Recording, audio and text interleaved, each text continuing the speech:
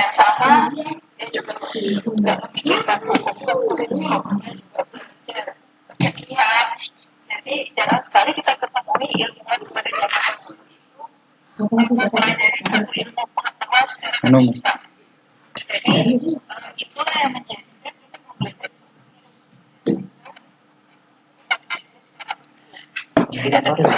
kontrol dulu. Kontrol jika seluruh bagian-bagian terpisah dan tidak siswa akan terbiasa untuk melihat keterkaitan suatu ilmu dengan yang lain. Menyelesaikan permasalahan dan berkarya.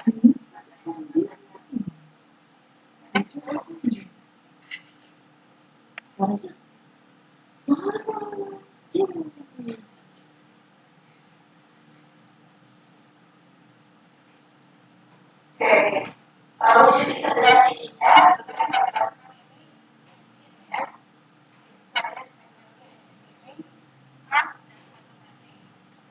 kami tambahkan memang itu adalah menurut saya adalah juga karena di art kita menghadirkan unsur keindahan dan unsur kemaknaannya. Jadi sebetulnya tim itu bisa menemukan sesuatu yang empati pada kehidupan sekitarnya dan mampu memberikan solusi dari sebuah permasalahan. Sehingga teknologi tidak berdiri sendiri tapi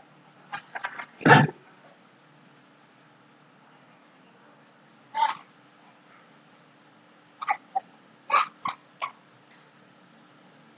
jadi tujuannya kita itu pertama meningkatkan rasa empati dulu, lalu yang lain itu yang kita tekankan ke anak-anak. Jadi bukan teknologi semata-mata menggunakan teknologi saja, tapi dimulai dengan empati dulu. Apa sih empatinya? Memecahkan permasalahan, jadi memberikan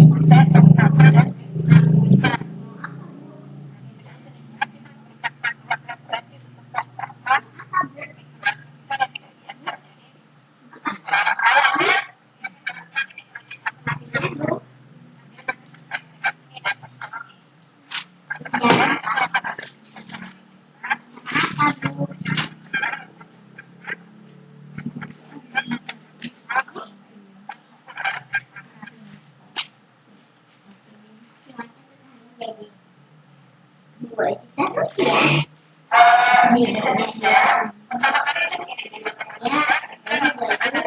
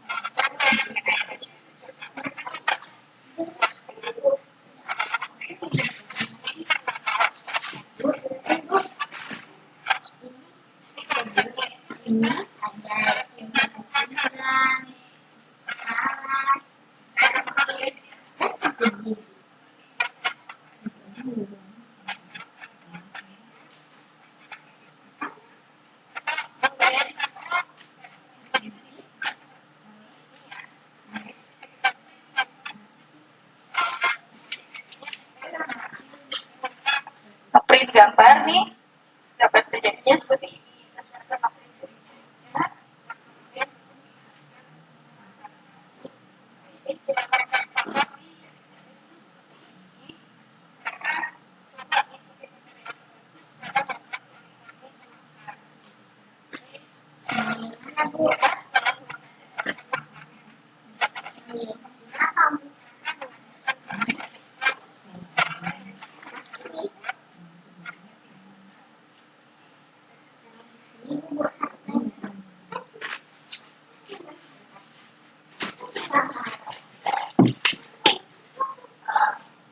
Maaf saya nggak sampai lupa nih.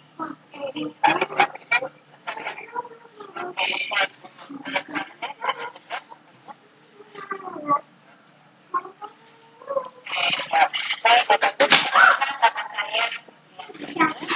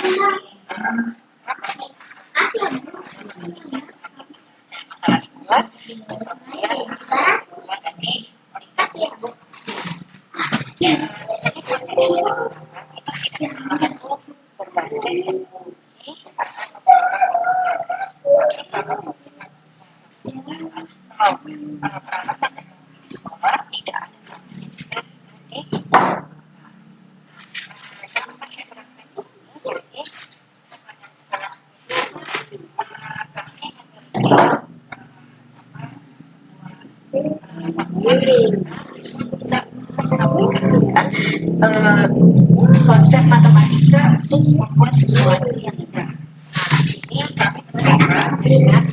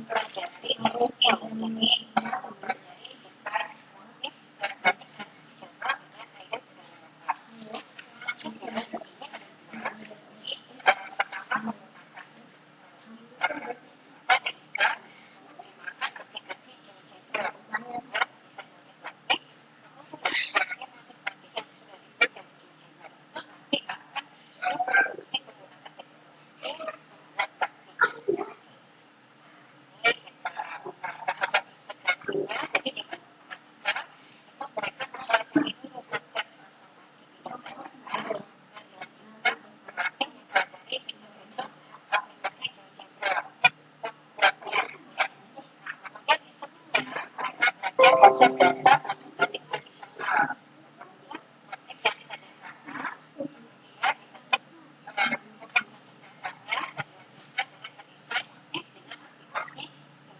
Sampai ke reproduksi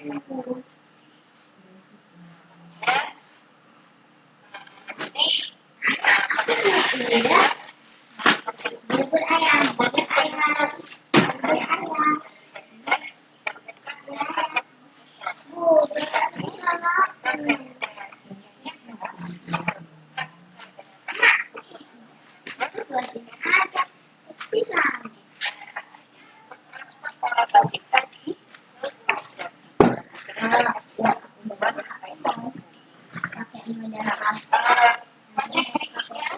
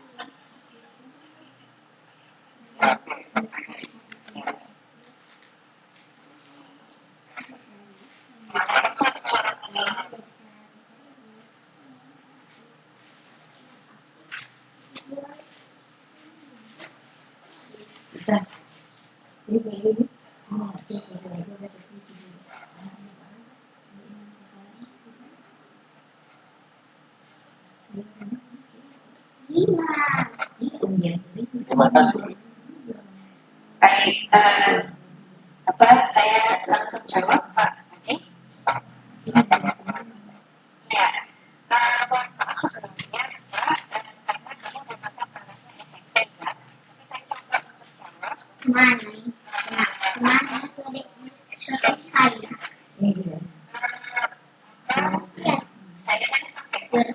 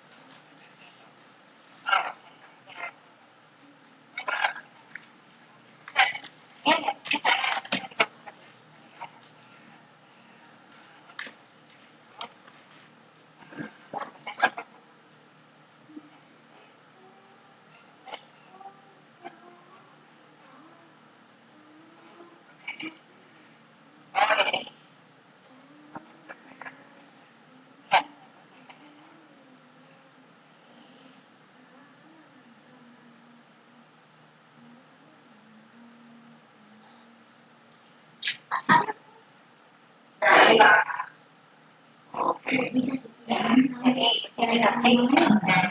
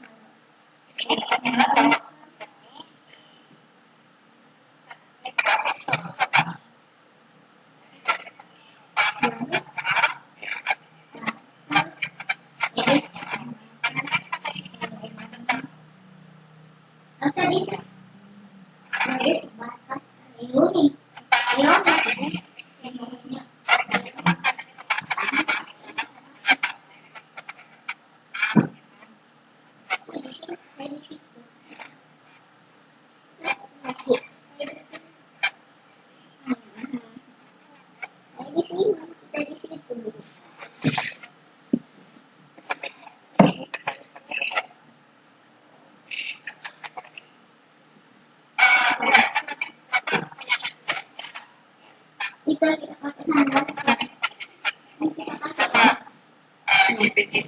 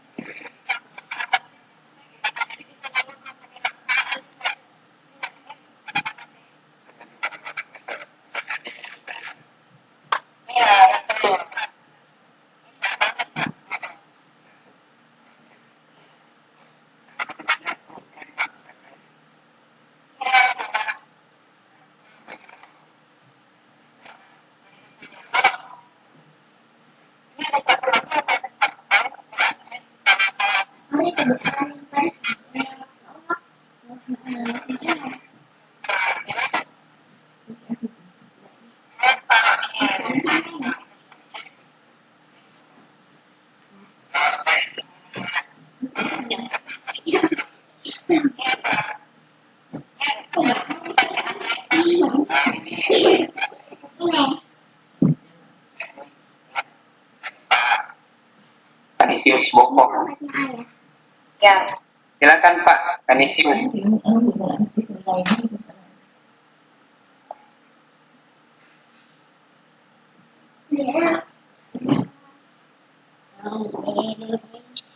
ini kalau nggak salah ada tablet paper toys. Pak Kanisius. Malam, halo. Iya, selamat malam Pak Kanisius. Ya, salam kenal, ini Kanisius dari NTT. Ini saya tertarik sekali dengan materi ini. Ini kebetulan tadi konsep yaitu matematika sendiri dan teknologi. Ini kira-kira apakah cuma matematika ataukah mata pelajaran lain? Kebetulan saya guru fisika. Ya, Guru apa Pak? Maaf, fisika. Iya. maka kira-kira bisa nggak kalau mata pelajaran selain matematika? Misalkan ya, mungkin seperti itu. Oh, fisika ya Pak? Ya. Bisa Pak. Oh, fisika. Iya Pak. Baik. Monggo Bu Irma. Ya, Sebetulnya sih Pak, integrasi lintas bidang studi ini bisa bidang studi apapun. Bisa uh, matematika sama bahasa Indonesia bisa, matematika sama IPA bisa, sama fisika pun juga bisa ya. Jadi kalau Bapak fisika, Bapak tahu nggak kalau misalnya penari yang penari di ice skating tuh, ice skating itu kalau muter itu kan pakai konsep fisika, Pak. Mereka mau muter lebih cepat, kakinya mereka tarik masuk kan. Mereka mau putarnya lebih lambat, kakinya diluruskan. Nah, itu bisa kita pakai konsep sederhana, menari seperti itu, tapi di atas kursi yang muter-muter itu loh, Pak. Kursi yang ada rodanya. Jadi kalau kakinya direntangkan ke luar, berarti dia bisa akan lebih lambat. Kalau ditarik ke dalam, berarti dia akan lebih cepat. Nah, itu bisa integrasi antara musik dan fisika malah. Jadi sebetulnya banyak konsep-konsep fisika ya, misalnya getaran atau apa dikaitkan dengan matematika tuh sangat mungkin. Dikaitkan dengan kesenian juga sangat mungkin, karena prinsipnya gitar tuh fisika juga setahu saya ya. Mungkin ini Bu, iya Pak Kanisius, jadi itu loh Bu, proyek kita yang ratio membuat alat musik tradisional. Ya, itu juga ya, bisa alat musik tradisional. Kami ada proyek juga, cuma memang tidak kami tampilkan di sini. Jadi salah satu proyek kami pada saat itu adalah bagaimana mengkombinasikan antara teori sound, suara dengan dengan frekuensi yang berbeda-beda, termasuk juga perhitungan sampai dikaitkan dengan materi perbandingan di matematika, karena kita melihat bahwa sebenarnya tangga nada itu mengikuti perbandingan tertentu, dan ternyata itu berkaitan dengan frekuensi suara di nada-nada tertentu. Nah, di situ akhirnya pada saat itu kami mencoba meminta siswa untuk membuat alat musik. Nah, alat musiknya boleh dari bambu, boleh dari kayu, terserah mereka menggunakannya, dan itu termasuk teknologi. Jadi jangan dibayangkan teknologi itu selalu memakai komputer gitu. Jadi yang kita harus istilahnya yang harus kita pikirkan adalah bagaimana membuat siswa merekayasa sesuatu dengan teknologi, baik yang sederhana maupun yang complicated gitu. Jadi itu sih yang bisa saya sarankan Pak Kanisius.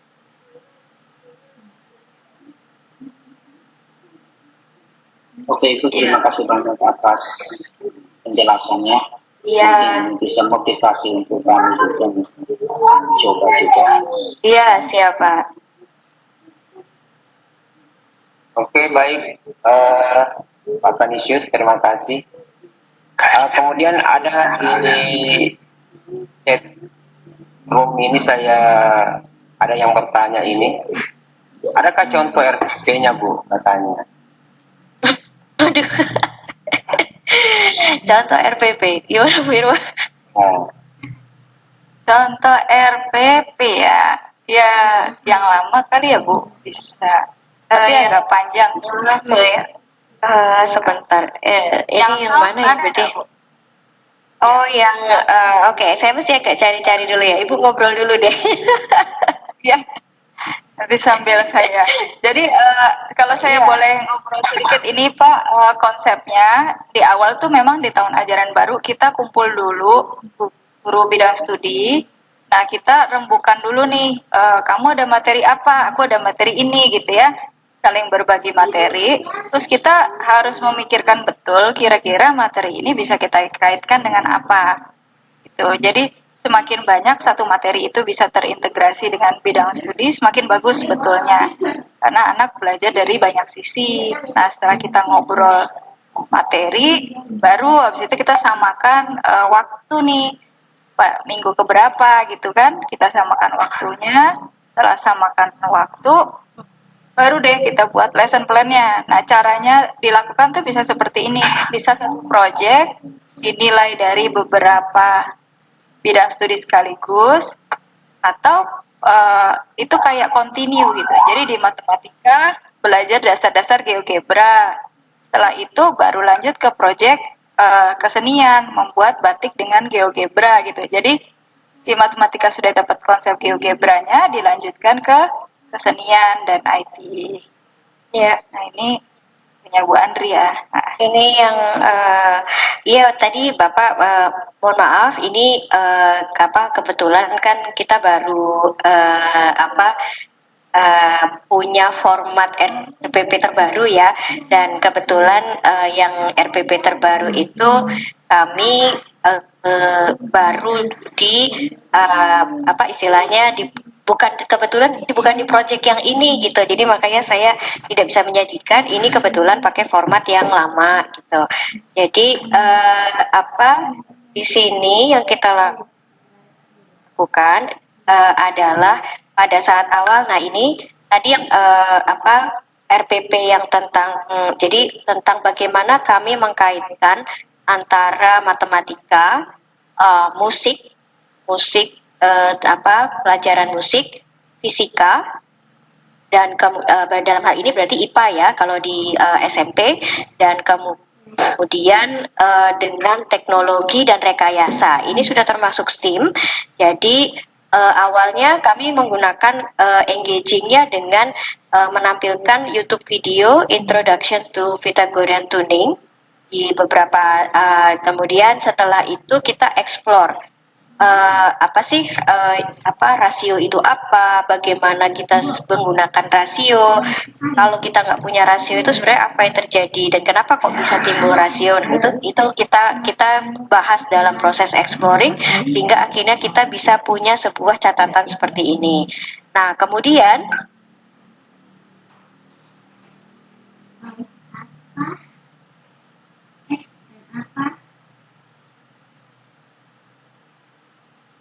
pada si perbiasa. Nah kemudian kita juga nah pada saat ini guru kemudian mencoba untuk menjelaskan. Nah di sini kebetulan ada Pythagorean tuning, itu buah rasio yang ditemukan oleh Pythagoras. Jadi Pythagoras itu bukan hanya menemukan menemukan Pythagorean teorem yang untuk segitiga siku-siku, tapi dia juga menemukan untuk musik gitu kan. Dan di sini interval untuk dari satu nada ke nada lain itu sudah ada gitu. Nah, di sini siswa belajar, oh ternyata rasio itu juga dipakai untuk ini ya. Nah, gitu. Nah, akhirnya mereka mencoba untuk mengecek benar nggak sih seperti ini rasionya gitu ya. Jadi mereka akhirnya ini mengukur sendiri pakai marching bell. Kebetulan di sekolah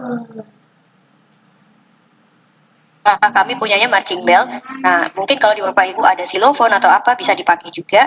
Nah, jadi mereka mengkalkulasi berapa panjang setiap batangnya itu dan kemudian melihat rasionya apakah betul sesuai sama yang ditemukan oleh Pythagoras. Nah, kemudian mereka berusaha untuk membuat sendiri. Nah, ini seperti yang Bapak Ibu lihat di sini kita tidak menggunakan teknologi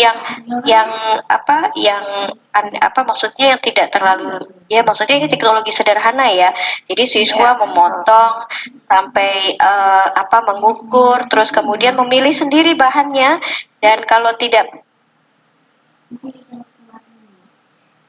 berhasil bunyi gimana? Ya berarti bunyi gitu ya. Nah di sini jadi kemudian kalau tidak berhasil kita lihat prosesnya dan bagaimana mereka istilahnya problem solvingnya pada saat ini gitu ya.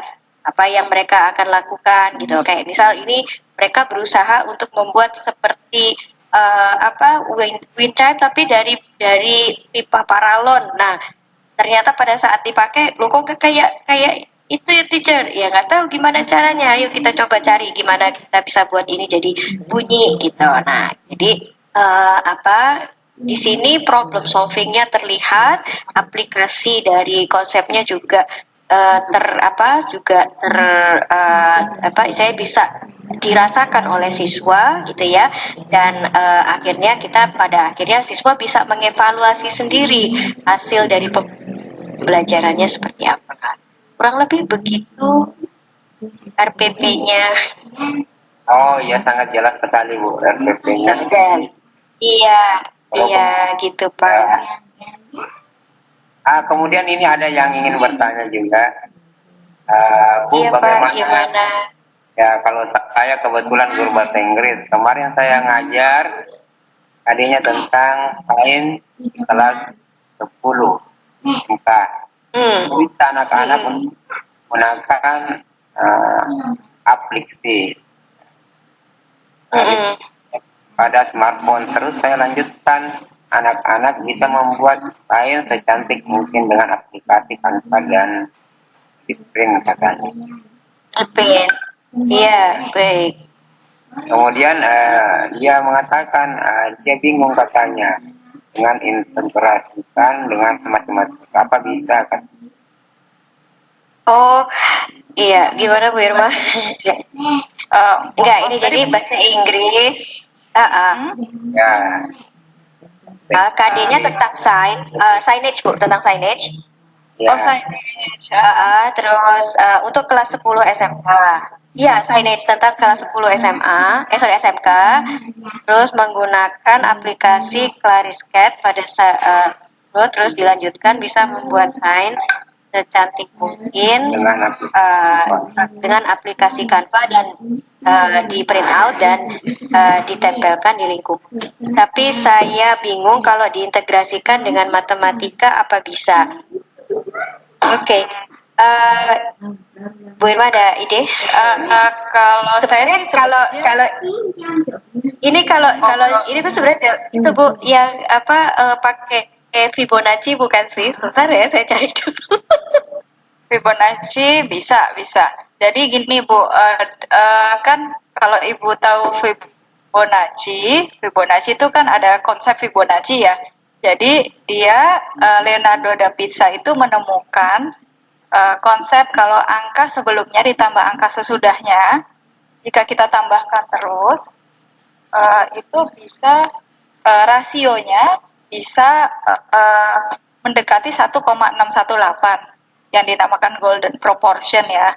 Waktu saya pernah buat sama Bu Andri konsep Fibonacci ini, jadi kalau dibuat kayak segi 4 itu dinamakan golden rectangle atau segi 4 emas, dalam artian kalau komposisi pada poster itu dibuat dengan perbandingan itu, komposisinya biasanya bagus. Fibonacci itu seperti itu. Jadi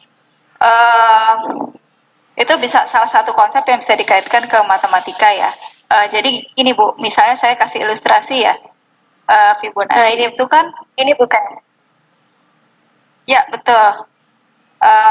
Bu Andri ada saya besarkan ya 0+1. Saya nggak punya yang lain. Oh iya ya. Itu yang 0+1 yang ini Bu. Itu tuh. Nah ya. Jadi pertama angka 0 ya. Angka awal tuh angka 0. 0 ditambah 1 sama dengan 1. 1 tambah 1 sama dengan 2. 2 tambah 1 sama dengan 3. 3 tambah 2 sama dengan 5 dan seterusnya. Jadi tambahkan dengan angka sebelumnya. Nah, kalau kita buat spiral dengan bujur sangkarnya pertama 1 kali 1, kemudian 1 kali 1 dijajarkan kan menjadi 2 ya. Nah, satunya ditambah 2 menjadi 3. Terus kita buat bujur sangkar 3 kali 3. Terus 3 tambah 2 jadi 5, kita buat bujur sangkar lagi. Habis 5 tambah 3, 8, bujur sangkar lagi. 5 tambah 8, 13. Dan 21 kali 21 terakhir. Kalau kita tarik spiral, dia akan berbentuk seperti kurva. Nah, kurva ini sebenarnya ada di alam semesta. Di polanya keong, kemudian pola spiralnya bunga matahari. Nah, ini juga digunakan para desainer untuk meletakkan komposisi posternya. Jadi misalnya di kotak 2K1 kali 21 itu, kita letakkan gambarnya di situ. Nanti headline tulisan yang besar itu di 13 kali 13-nya. Nah, nanti 8 kali 8-nya apa? Nah, ini contoh gambar murid kita. Dia pakai Fibonacci. Jadi, proporsi gambarnya ditaruh di kotak yang 21 kali 21. Kemudian di kotak yang lebih kecil lagi dia buat tulisan gitu. Ini sangat mungkin di project Canva. Jadi signage-nya pakai pola Fibonacci gitu. Kebetulan saya nulis buku seninya matematika, Bu. Saya explore Fibonacci di situ dan saya sangat terkesan dengan konsep ini sebetulnya. Karena dipakai di dua dunia, di matematika dipakai, dunia arsitektur itu sangat dipakai, kemudian di dunia desainer grafis juga dipakai, malah 3 dunia ya, desainer grafis, di arsitektur, di matematika itu Ya. dipakai konsep itu. Ini mungkin bisa ada contohnya. Nah, jadi kalau Ibu browsing aja Fibonacci poster gitu. Nah, ini jadi komposisi-komposisi peletakan gambar, komposisi yang istilahnya indah dipandang mata gitu ya Bu Irma ya. Ya, betul. Jadi sebetulnya bentuk yang bagus itu secara kalau misalnya terukur dengan baik itu juga lebih indah lagi sebetulnya, karena Allah kan menciptakan kita dengan pengukuran ternyata setelah ditemukan. Itu jadi ini poster-poster yang pakai konsep Fibonacci di situ. Kita lihat komposisinya dia biasanya di situ. Atau mungkin bisa di browsingnya graphic design Fibonacci gitu, Bu. Mungkin bisa. Oke, sebentar Bu. Graphic design.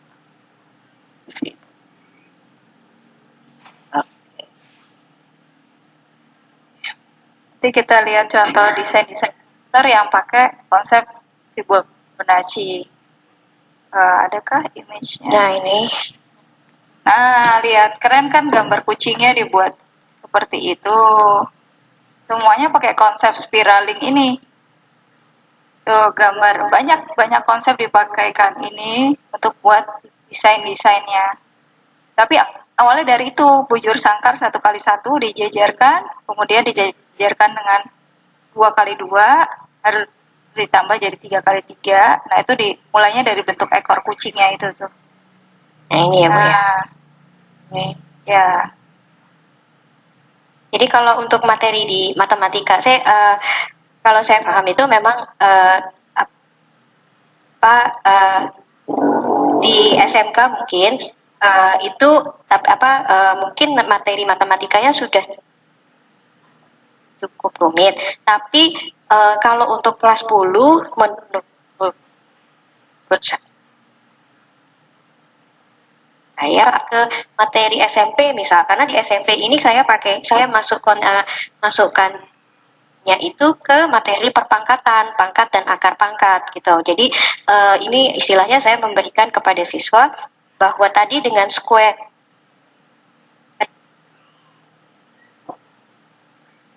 itu dengan persegi-perseginya itu mereka sebenarnya sedang belajar pangkat 2 gitu. Itu sih, halo. Apakah sangat jelas jawabannya kayak ini. Kemudian ada lagi yang ingin bertanya Ibu secara langsung mungkin. Oke, siap Pak. Hari ini. Iya Pak, terima kasih. Ya, itu siap, pertanyaan saya yang tadi yang chat itu saya paham. Iya Pak, terima kasih. Kebetulan konsepnya sangat baik karena tadi kan sebagian besar kami guru itu kan berpikir untuk konsep STEM itu hanya khusus untuk matematika. Jadi tadi saya bingung karena kan kami sempat dapat pelatihan tentang konsep ini, tapi sebagian besar juga teman-teman saya kadang bingung apakah kalau terkhusus kita yang guru bahasa misalnya itu agak sulit bagaimana integrasinya ke mapel-mapel yang lain. Tapi dengan penjelasan Ibu tadi saya tangkap. Terima kasih Bu. Oke, terima kasih Bu Mariani. Iya, sama-sama Ya. Pak. Terima kasih. Ya, mungkin saya boleh tambahkan sedikit. Iya, mungkin saya bisa tambahkan sedikit begini ya Bu. Kalau di kami seni itu ada macam-macam. Jadi language itu termasuk seni. Betul. Karena seni language art itu ada. Betul. Jadi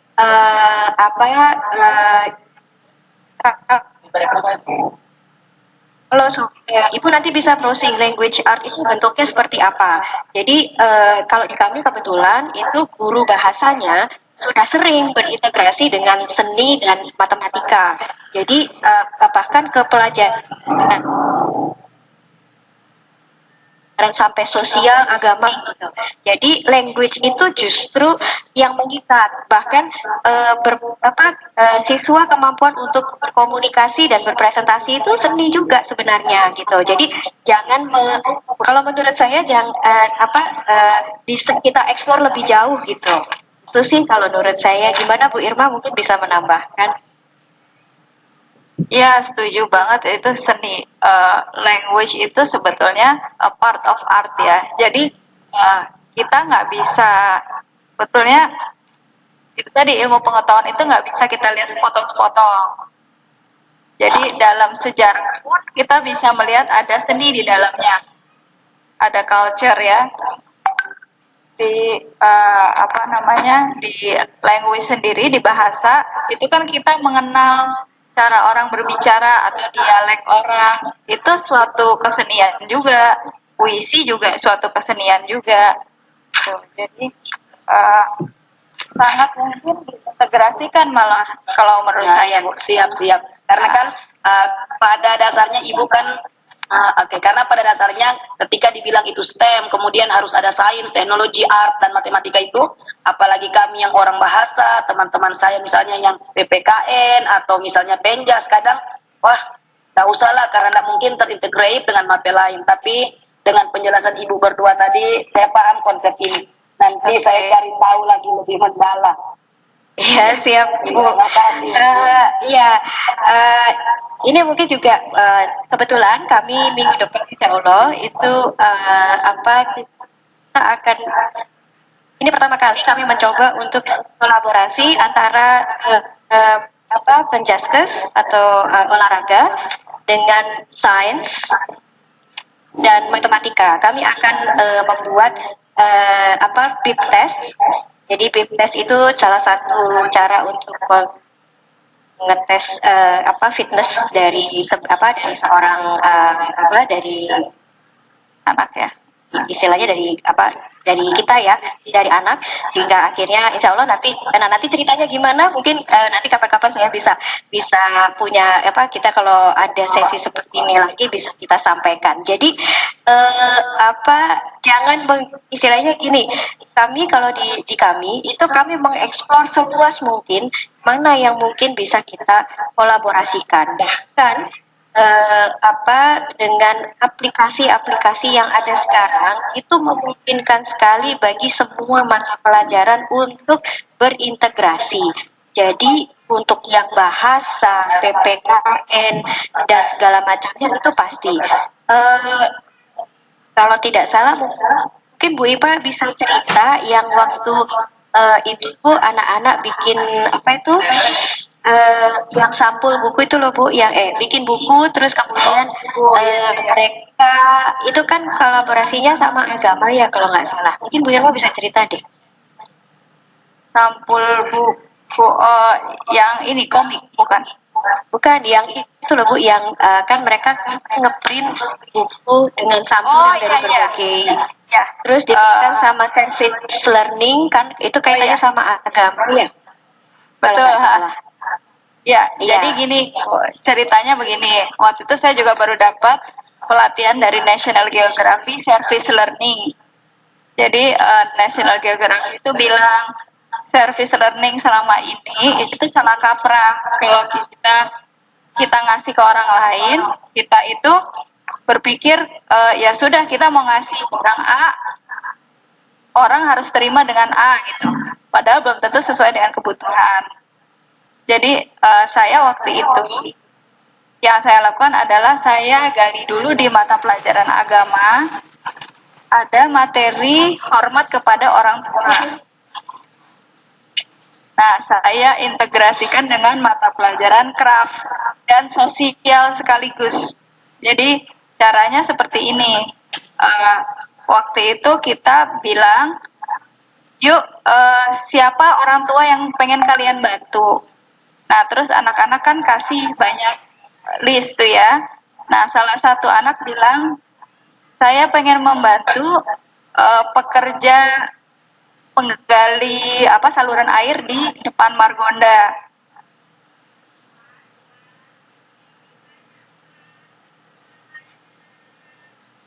Mereka kayaknya makannya kurang deh. Kemudian saya bilang, kamu yakin mereka butuh bantuan itu? Nah, terus mereka bilang begini, iya kayaknya itu yang mereka butuhkan, teacher. Terus saya bilang, coba deh kamu interview orang-orang yang di luar itu apa betul kebutuhannya itu. Nah, dengan interview itu belajar bahasa. Jadi bagaimana cara menginterview orang. Nah, setelah diinterview ditemukan bahwa kebutuhannya mereka nggak cuma kurang makan, tapi kurang minum juga. Nah, kita undang ahli gizi ke sekolah. Mereka cerita tentang kalori yang dibutuhkan orang dewasa itu berapa. Terus saya bilang, oke, kita mau belikan makanan nih, uangnya dari mana?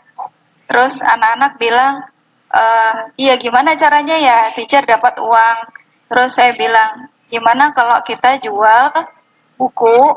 Jadi buku itu mereka buat sendiri covernya dan isi bukunya, tapi pakai teknik book binding. Jadi yang kita menjahit sendiri bukunya. Kita buat buku sendiri. Nah, ketika mereka buat buku itu, sampul bukunya itu berasal dari motif-motif yang ada di seluruh dunia. Jadi agar bukunya khas itu cover bukunya itu saya minta mereka ke Google My Maps dan mencari motif-motif di seluruh dunia itu apa aja yang khusus, yang unik. Misalnya di Jepang tuh ada motif sakura. Nah, motif-motif itu mereka taruh di Canva, di print, dijadiin cover. Bukunya itu dijilid lah, intinya dijilid. Setelah itu bukunya dijual. Uangnya dibelikan untuk makanan para pekerja bangunan yang di luar sekolah. Jadi sebetulnya dalam satu proyek itu mencakup ada agama, ada bahasa, ada seni, ada sosial, karena kita belajar peta juga ya. Peta-peta di seluruh dunia gitu ya, dan motif-motif unik apa di seluruh dunia. Jadi itu proyek sekitar 4 minggu tapi menyentuh banyak bidang studi. Itu sih Bu, kurang lebih. Siap, sangat paham sekali Bu dengan semua penjelasan. Artinya intinya guru harus rajin-rajin berkolaborasi sehingga ada konsep yang tertanam dan itu bisa diaplikasikan pada proses pembelajaran kan Bu? Betul sekali Bu. Oke, siap. Paham. Terima kasih sangat. Terima kasih Bu. Sangat terpuaskan Bu dengan jawabannya. Menambah sekali wawasan. Terima kasih Bu.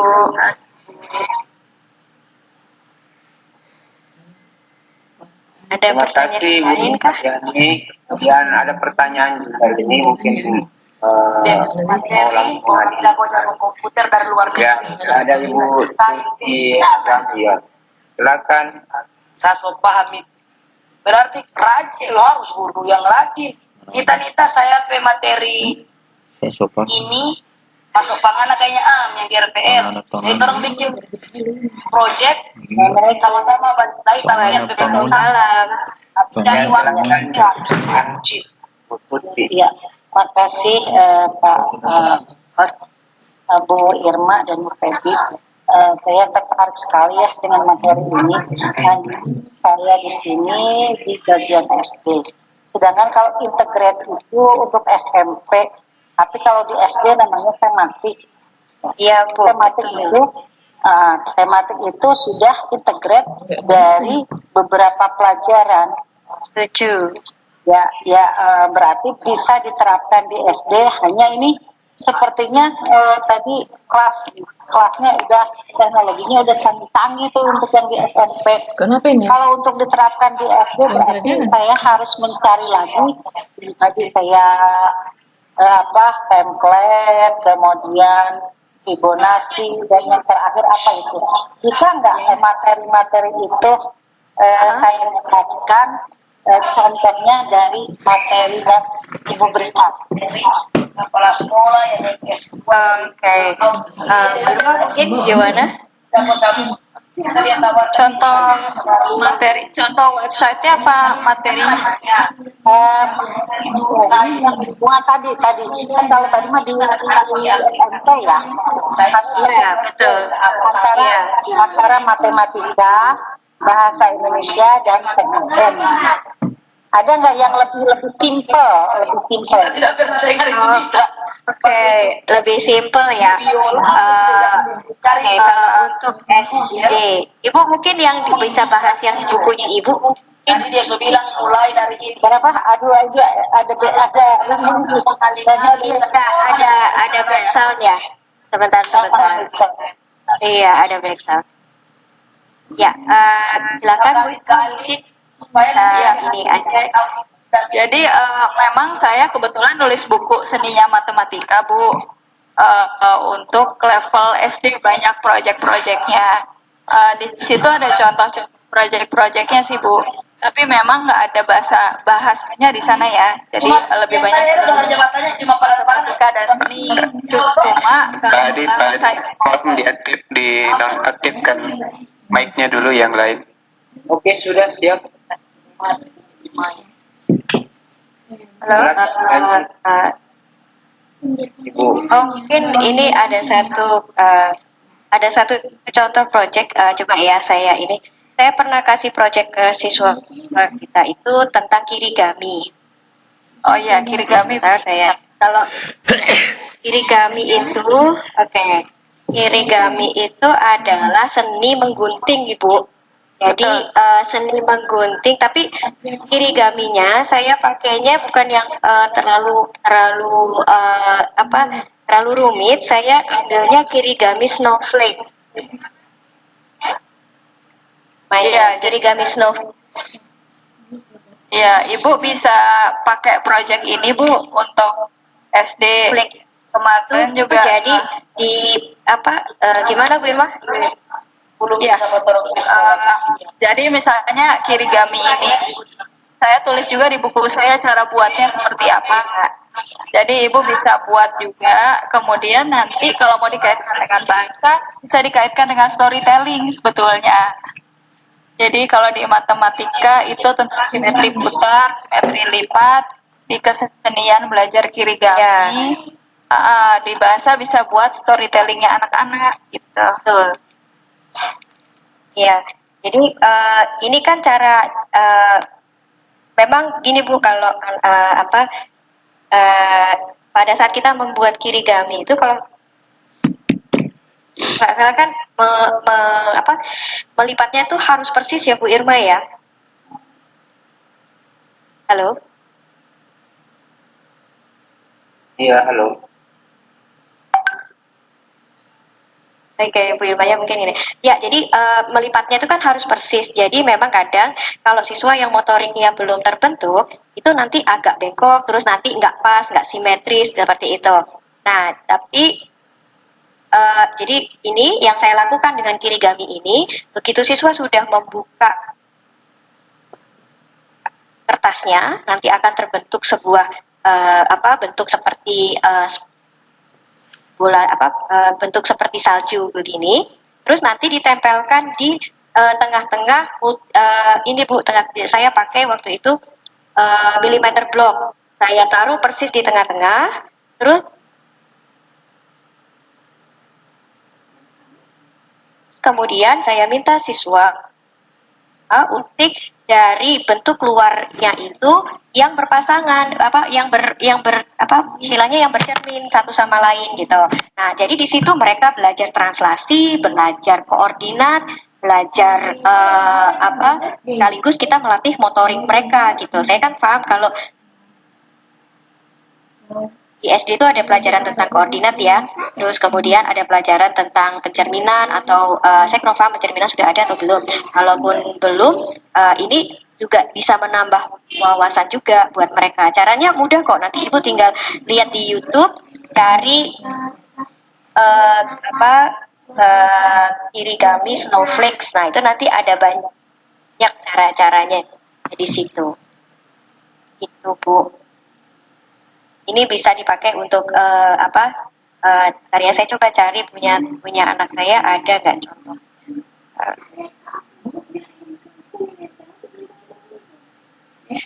Mungkin Bu Irma masih monitor Bu Irma? Halo Bu Irma.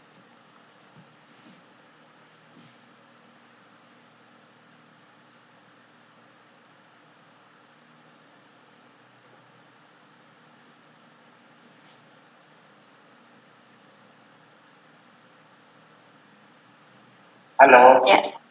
Iya, mungkin bisa dilanjut dulu Pak. Nanti coba saya cari dulu.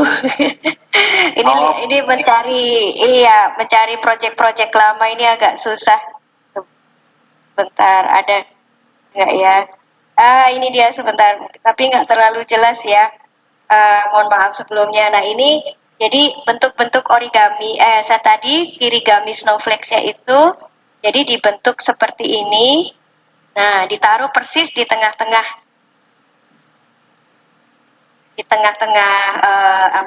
milimeter block, terus nanti anak memberi koordinat nih, kalau mungkin Bapak Ibu agak bisa terlihat jelas ya. Jadi ada koordinat-koordinatnya yang bisa kita gabung-gabung mereka belajar koordinat sekaligus pencerminan nih sekaligus gitu dengan kirigami snowflake. Itu Pak. Mungkin yang bisa dipakai untuk SD. Gimana Ibu Tuti dengan jawabannya kan dari Halo. Sepertinya ibunya ya. Mungkin bisa dilanjutkan dulu Pak Adi. Baik, di sini ada pertanyaan melalui chat. Ya. Apakah bisa STEM termasuk menghafal bahasa Indonesia? Dan bagaimana? Tadi kayaknya sudah saya jawab Pak. Sudah ya? Iya, itu sudah dijawab. Ya. Oke. Baik, bagaimana dengan peserta yang lain? Apakah ada yang ingin bertanya ke narasumber kita?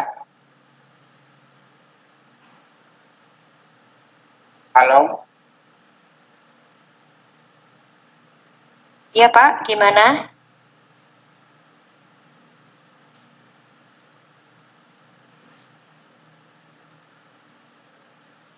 Saya lihat dulu pertanyaannya Bu ya. Siapa? Ada tadi yang bertanya, apakah GeoGebra itu gratis? Apakah GeoGebra itu gratis? Gratis? Iya, gratis. Gratis. Gratis kah? Oh, gratis. Iya, gratis. Ya. Iya. Tanpa, maksudnya gini Pak, ya yang nggak gratis itu kan kuotanya ya. Ya jelas itu. karena kita harus akses internet terus terang. Tapi kalau pakai ini mereka juga ada yang bisa di websitenya itu mereka ada link yang untuk bisa di-download Pak softwarenya itu. Jadi bisa di-download ke mana itu namanya, ke komputer gitu. Jadi tidak perlu online pun bisa gitu. Itu sih Pak. Iya. Ini kalau mau materi untuk malam ini bisa di bit.ly/lontara18 tapi L-nya L besar. Ini langsung ke sini. Oke. Geser. Bagaimana dengan peserta yang lain? Apakah masih ada yang ingin bertanya ke narasumber kita?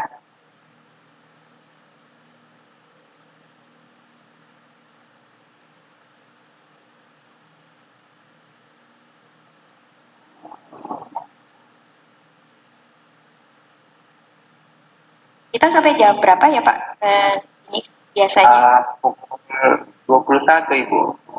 Oh, masih ada 30 menit lagi. Iya. Kurang lebih 30 menit lagi ke pertemuan kita. Oke, siap. Ya. Silakan Bapak. Bapak Ibu jika ada yang ingin bertanya, mungkin ya semampu kami ya. Ini sih sebenarnya salah satu cara kami untuk bagaimana kita membawa pengalaman gitu ke dalam kelas. Nah, bagaimanapun saat ini dengan Merdeka Belajar itu kita harus betul-betul membawa pengalaman ke dalam kelas. Jadi jangan sampai hanya istilahnya kita memakai pengajaran yang biasa saja gitu. Jadi ini juga salah satu cara kita untuk mewujudkan Merdeka Belajar itu. Apalagi kalau sekarang nanti kan akan ada istilahnya kalau ingin membuat portofolio gitu. Nah ini dengan adanya proyek-proyek seperti ini, portofolio jadi semakin terbentuk. Siswa yang bagus itu mereka akan lebih termotivasi untuk bisa berkarya.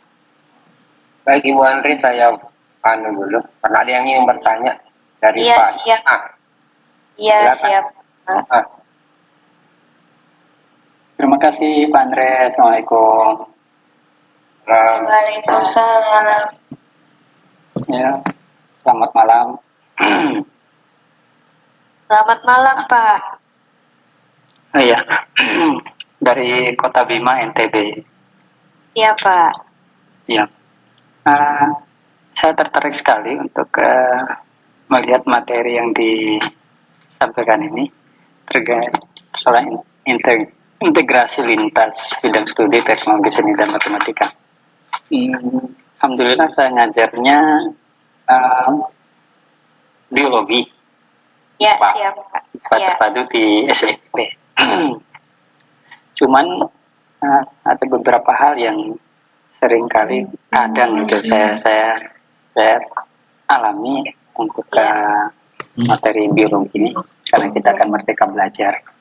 Jadi membawa sebuah materi pelajaran yang agak sedikit kompleks pada anak-anak yang di taraf SMP. Terutama untuk yang kelas 1 gitu ya. Yang dimana konsep belajarnya lebih banyak bermain gitu. Iya, siap, betul. Ya. Itu yang saya sering alami, apalagi dengan persoalan yang ada di sekolah saya ini agak sedikit terbelakang. Artinya sekolah yang cukup tidak terlalu banyak siswa yang punya kemampuan spesial gitu. Oke, siap. Ya. Rata-rata. Jadi saya mengalami kendala bagaimana bahwa konsep belajar yang kompleks ini dalam bentuk sangat sederhana sehingga anak-anak yang pada taraf yang kemampuan rendah ini bisa menerimanya gitu. Baik. Kita masukan dari para narasumber dan teman-teman yang mendengar pada malam hari ini bisa kita sharing bagi gitu. Siap. Ya, baik, siap. Assalamualaikum. Nah, gimana Firma? Jadi hal itu kami alami juga Pak. Jadi karena kami di sekolah inklusi ya Pak. Sekolah inklusi itu kami menggabungkan antara anak yang berkebutuhan khusus dengan anak-anak yang reguler.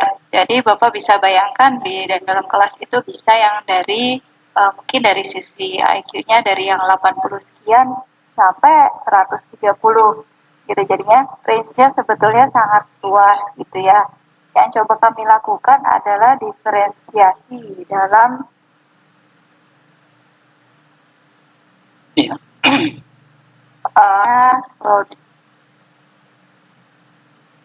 ya Bu Irma agak putus-putus ya gitu ya. Jadi misalnya nih dalam biologi kita tahu putus-putus. Karena masih putus-putus ya? Lagi. Enggak, ini enggak, udah. Iya. Misalnya di biologi ada yang kita tahu mereka sangat cepat di situ.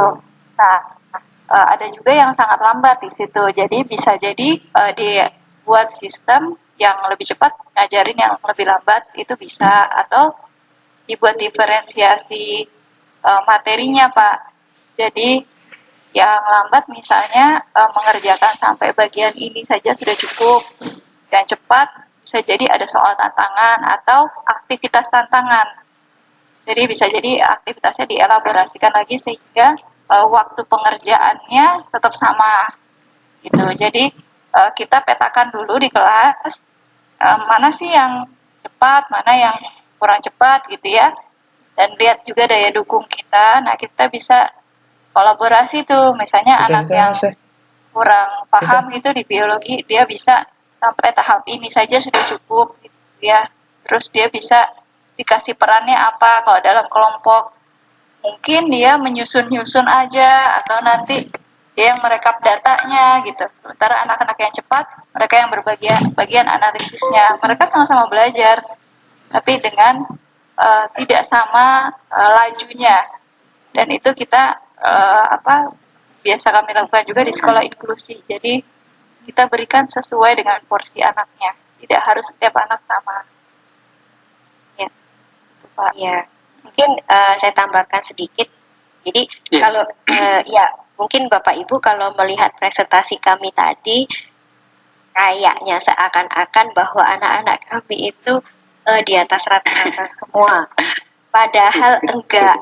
Jadi Bapak Ibu ya itu anak-anak kami tadi yang kami tunjukkan itu 1-2 itu diantaranya adalah anak berkebutuhan khusus, dan kemudian ada juga anak-anak yang IQ-nya di bawah rata-rata, dan ada juga seperti yang tadi Teacher Irma bilang, Teacher Irma ceritakan bahwa kami juga menerima anak yang IQ-nya di atas rata-rata. Atasnya tuh ambangnya sudah bukan yang hanya sekedar di atas rata-rata sedikit, tapi di atas rata-rata itu banyak gitu. Jadi kebayang kami harus bisa mengakomodir semua ini dalam satu kelas, sehingga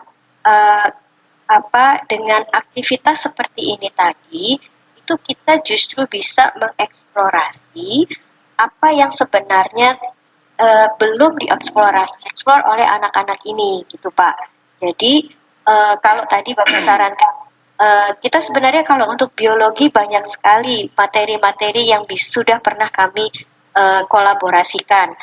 Bu Irma mungkin pernah bisa cerita yang itu Bu Irma yang anak-anak mungkin tentang sel kanker pas kita mau, kalau nggak salah itu proyek 2 tahun lalu ya.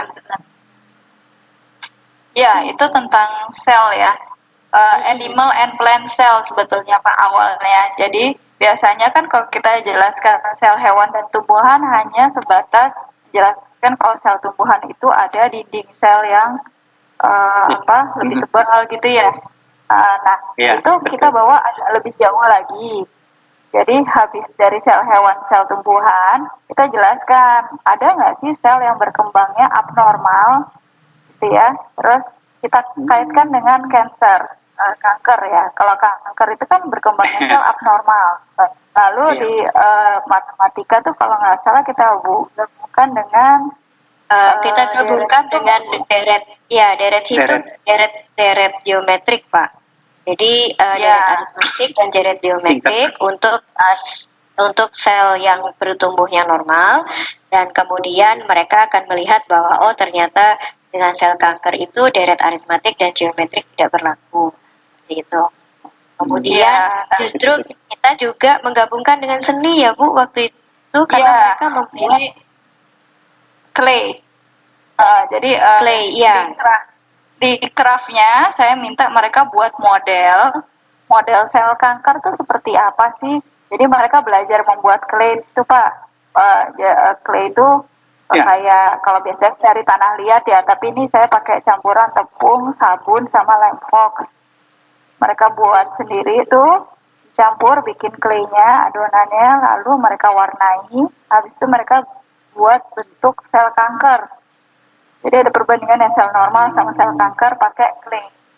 Nah setelah mereka udah jadi pakai clay, kebetulan waktu itu mendekati Hari Kanker Anak Internasional. Jadi kita integrasikan lagi dengan service learning tadi. Kita berkunjung ke SD sekitar, kita kasih edukasi tentang kanker. Jadi makanan-makanan apa yang bisa memicu sel-sel kanker. Nah, karena anak-anak SD kan kadang-kadang jajannya juga mereka kurang perhatikan ya asupan makanannya. Jadi kita masuk tuh dari situ bagaimana pentingnya menjaga makanan agar sel kanker tidak berkembang, sekaligus mempromosikan International Children Cancer Day. Jadi yang kita lakukan gitu sih sebetulnya menyambung-nyambungkan apa yang tidak nyambung, Pak. Tapi akhirnya seru juga. Iya, kadang anak-anak juga kan Jadi kepo juga. betul, iya. Itu Pak. Jadi kami berusaha, apalagi kelas SMP itu sebenarnya ini ya masa-masa peralihan gitu ya. Jadi dibilang Iya. anak-anak itu Anak-anak, bukan. iya bukan, dewasa Iya, juga bukan. Ya. dewasa bukan, Iya, remaja remaja belum juga. Pak. Iya. Iya, Bang, maksudnya masih pra gitu kan. Tapi ya nggak mau dibilang masih anak-anak gitu. Jadi Iya, makanya kami mereka berusaha. kadang-kadang Iya. begini, kadang-kadang apa kita lagi jelasin materi nih, mereka mintanya main saja. Nah, pada saat kita udah ajak keluar nih, bukannya main, minta belanja ke sana, gitu. Nah, pada saat sudah mau masuk, nggak mau belajar lagi.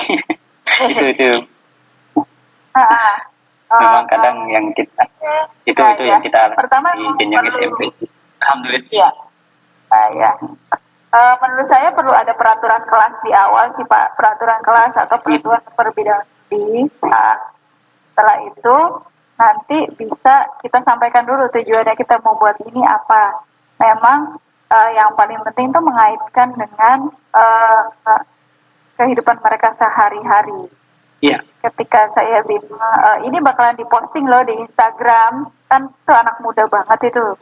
Instagram Iya. misalnya akan posting di Instastory kalau kita akan promote nih tentang International Cancer Day. Terus kamu tahu nggak sih kamu makan Indomie tiap hari itu bahaya apa nggak sih kira-kira gitu kan. Jadi kita mengulik kebiasaan mereka di rumah tuh gimana, atau yang suka-suka diet-dietan kan suka ada tuh anak SMP mau diet karbo atau apa, diet karbonya tuh bener nggak sih? Nah itu boleh tuh dari situ Pak masuknya. Karena anak remaja lagi sangat memperhatikan tubuhnya kan pada saat itu. Jadi kita masuk dari yang sehari-hari mereka lakukan. Dan anak remaja sangat suka dengan challenge, Pak. Kalau misalnya mereka kita kasih challenge yang atau tantangan yang positif gitu ya, atau dapat poin atau apa, mereka bakalan lebih seneng sih. Misalnya mereka bisa Ya, nambahin betul. mereka. Betul. Kalau presentasi di anak-anak SD, kalian bagus presentasinya. Ini bisa jadi portofolio kalian nih, karena kalian udah coba presentasi ke luar sekolah gitu. Jadi kita kasih unsur-unsur, tapi dikasih batasan juga. Jadi nanti kita main nih, ayo pengen keluar dari sekolah. Oke, kita keluar dari sekolah. Tapi nanti kita keluarnya hanya bisa 1 jam.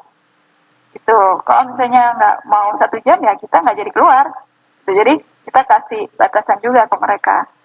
Ini Bapak berikan kesenangan nih buat kalian, tapi ada batasnya ya gitu. Kalau enggak kita sepakati nggak usah aja. Atau iya kita lakukan tapi sesuai prosedur. Gitu. Sehingga mereka terwadahi juga nih, bisa keluar nih outdoor, tapi harus ada rules-nya. Kesepakatan itu penting Pak, apalagi kalau untuk remaja.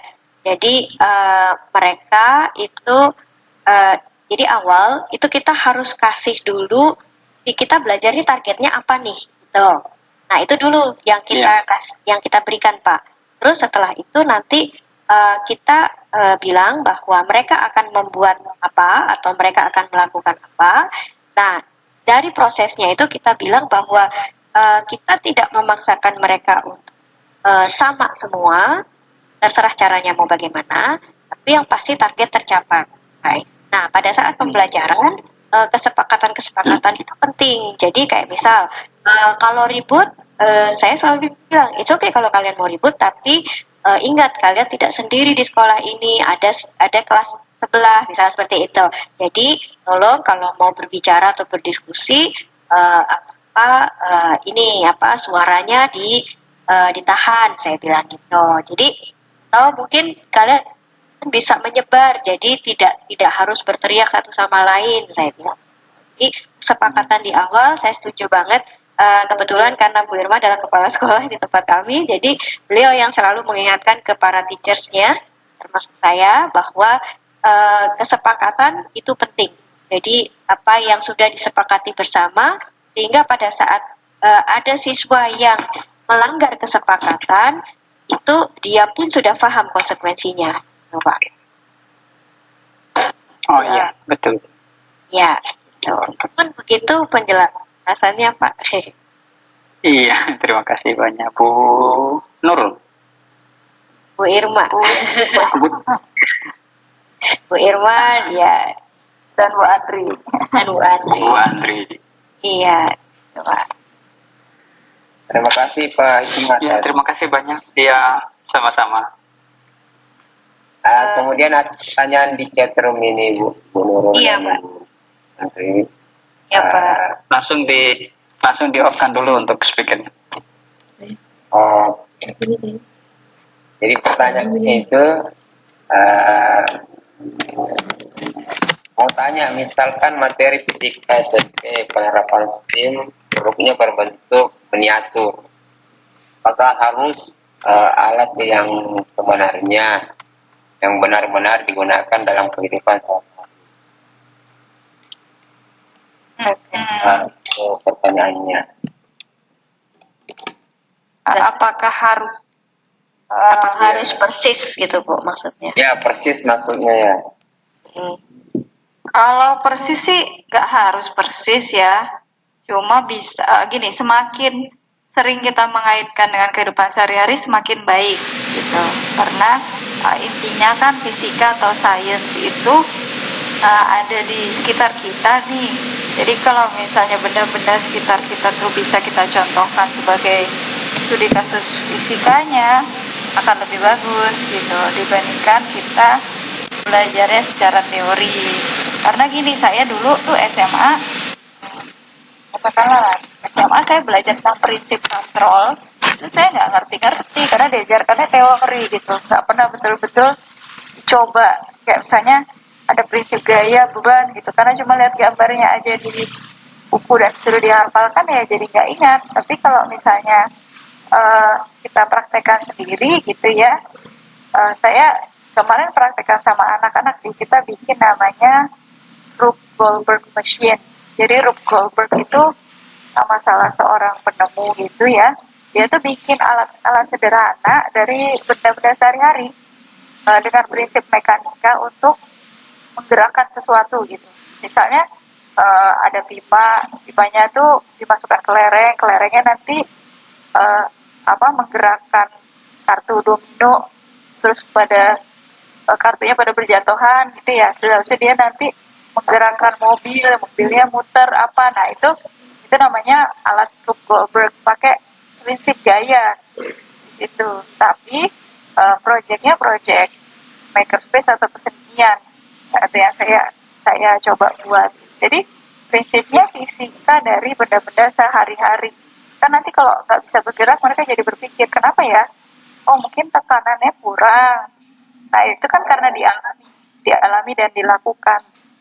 Jadi semakin sering berkaitan dengan kehidupan sehari-hari, semakin bagus. Tapi kalau sekarang belum menemukan, ya nggak apa-apa. Pelan-pelan aja, digali atau ngobrol dengan guru bidang studi lain. Ya, saya tambahkan sedikit. Jadi di dalam konsep desain itu ada istilahnya prototype. Prototype itu berarti kita membuat sesuatu yang dari bahan-bahan sederhana, tapi menggambarkan atau istilahnya mewujudkan contoh dari apa yang mau kita buat gitu. Jadi saya pernah membuat dengan siswa itu project road itu namanya kok saya jadi lupa. Yang perahu itu yang perahu ya. Ya, yang perahu. Jadi saya minta sebenarnya mereka untuk membuat perahu, tapi saya nggak minta mereka untuk membuat perahu sungguhan gitu. Nah, yang saya minta dari mereka adalah cuman, gimana caranya membuat perahu yang bisa menahan beban sekian kelereng, atau yang kelerengnya paling banyak bisa ditahan oleh istilahnya kapalnya bisa menahan bisa membawa kelereng paling banyak. Jadi dia tidak akan tenggelam misal. Nah, bahan yang dipakai untuk membuat kapal apa? Saya bilang terserah. Mau kamu pakai apa? Gitu. Kalau mau pakai kertas boleh, tapi resikonya ya kita tahu kalau pakai kertas itu nanti gimana. Nah, seperti itu. Jadi mereka akhirnya berpikir, oh ya pakai apa ya yang bisa menahan banyak kelereng gitu.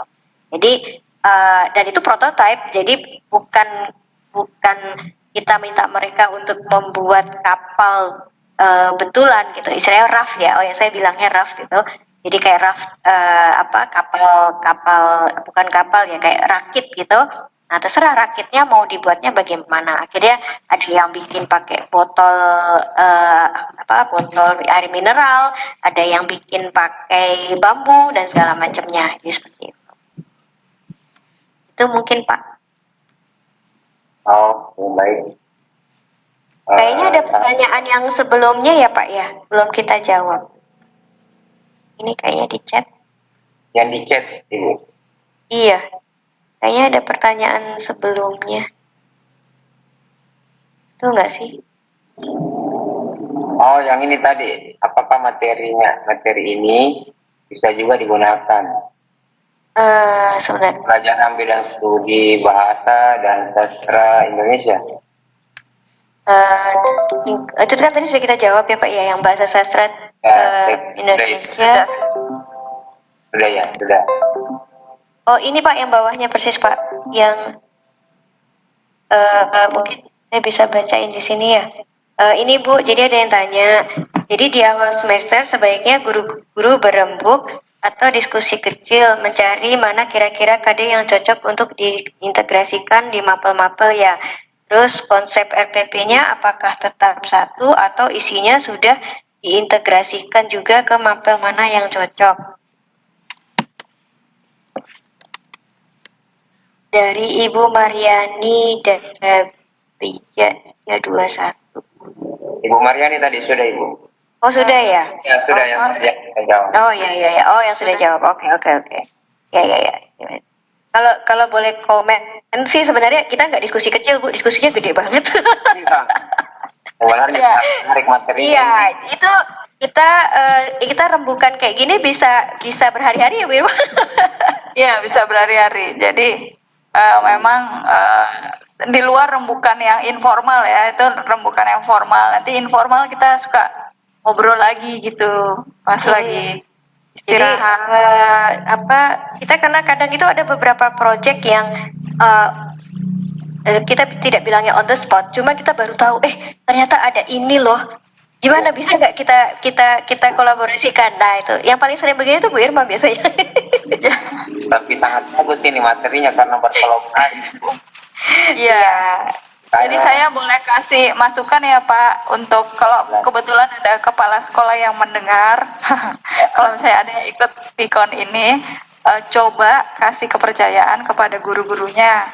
Itu yang nomor satu. Karena guru itu perlu diberikan ruang untuk berekspresi menurut saya dan bereksperimen.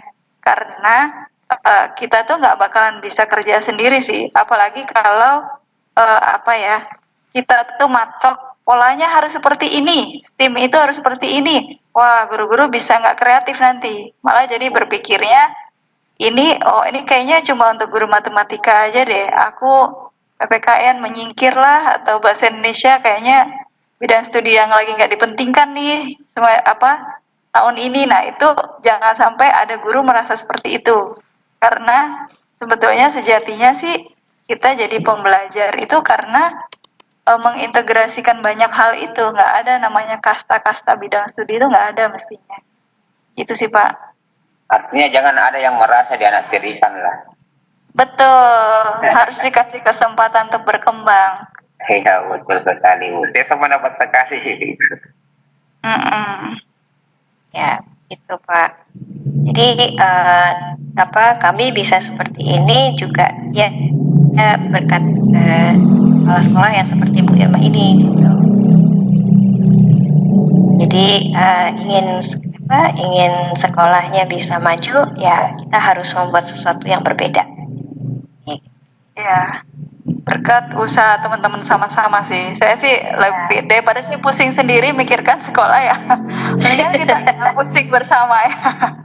Gitu. Ya, itu dia Pak. Kita terbiasa pusing bersama. Guru Gitu. dan kepala sekolah itu harus saling berkolaborasi. Betul. Karena kalau misalkan cuma kepala sekolah aja yang bisa, itu kan bagaimana dengan gurunya? Artinya ya tidak ini ya, tidak etis kalau misalkan kepala sekolah saya yang tahu semua, gurunya tidak tahu. Kecuali ada yang hal-hal yang tertentu yang bisa. Artinya tidak bisa diungkap. Cuma kepala sekolah aja yang tahu. Ya, kalau saya pikir sih ini ya Pak, atmosfer, istilahnya kalau kami itu bilangnya space of permission. Space of permission itu kebetulan sebuah konsep yang kami baru dapat berkaitan dengan Merdeka Belajar, di mana bahwa ada ruang bagi kami untuk bereksplorasi. Nah, itu di setiap sekolah itu harus sudah bisa membuat suasana yang seperti itu. Karena bagaimanapun kalau suasana di dalam sekolah itu sama sekali tidak mengizinkan untuk kita bereksplorasi, ya tentu saja apa yang tadi kami ceritakan juga tidak berhasil. Dan ini juga butuh kolaborasi banyak pihak gitu. Jadi tidak hanya sekedar gurunya saja, tapi juga kolaborasi. Jadi bukan hanya guru mata pelajaran, tapi juga guru mata pelajaran lain, kolaborasi dengan kepala sekolah, karena ini juga berkaitan dengan budget, ya. Iya, betul. Jadi itu yang harus benar-benar kita kita pikirkan secara matang gitu. Itu sih Pak. Betul banget. Iya.